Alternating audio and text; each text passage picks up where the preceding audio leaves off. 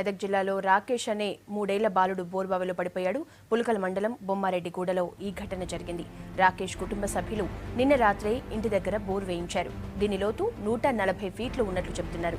అయితే బోర్బావిపై ఎలాంటి కప్పు వేయకపోవడంతో ఉదయం ఆడుకుంటూ రాకేష్ బోర్బావిలో పడిపోయాడని చెబుతున్నారు ప్రత్యక్ష సాక్షులు.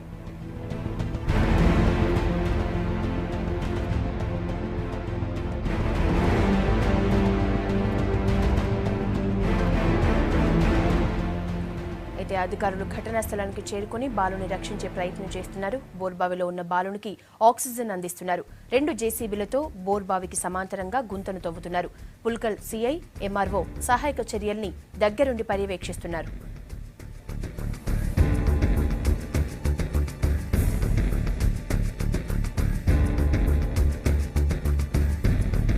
డీటెయిల్స్ చూస్తే కుమ్మరి రాములు అనే వ్యక్తి తన పొలంలో 2 బోర్లు వేశాడు. దాంట్లో ఒకటి ఫెయిల్ అయింది. దీంతో నీళ్లు పడని బావిని పూడ్చమని బోర్ బావిలో పడ్డ రాకేష్ తండ్రికి పని అప్పజెప్పాడు రాములు. దీంతో ఉదయం బావి పూడ్చేందుకు కొడుకుతో సహా పనికి వెళ్లాడు సాయిలు. అయితే సాయిలు పనిలో బిజీగా ఉన్న సమయంలో రాకేష్ ఆడుకుంటూ బోర్ బావిలో పడ్డట్లు తెలుస్తోంది.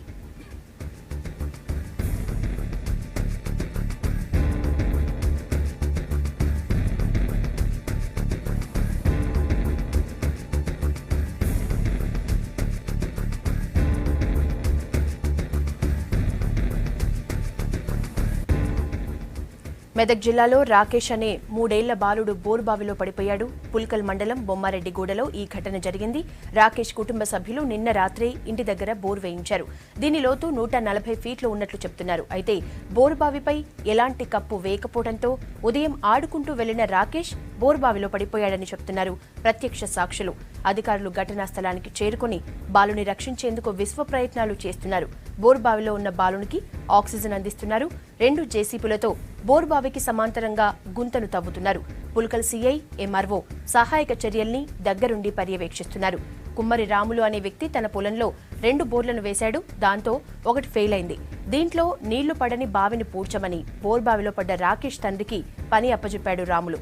దీంతో ఉదయం బావిని పూడ్చేందుకు కొడుకుతో సహా పనికి వెళ్లాడు సాయిలు. అయితే సాయిలు పనిలో బిజీగా ఉన్న సమయంలో రాకేష్ ఆడుకుంటూ వెళ్లి బోర్బావిలో పడ్డట్లు తెలుస్తోంది.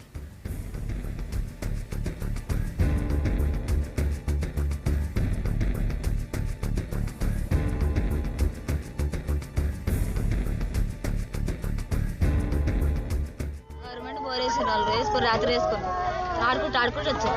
ఆడుకుంటూ వచ్చి ఇక ఆడ తెల్లగా అనిపించే కల్లా ఆడింది. ఆడినప్పుడు ఇక పిలిచిన కానీ రాలేదు.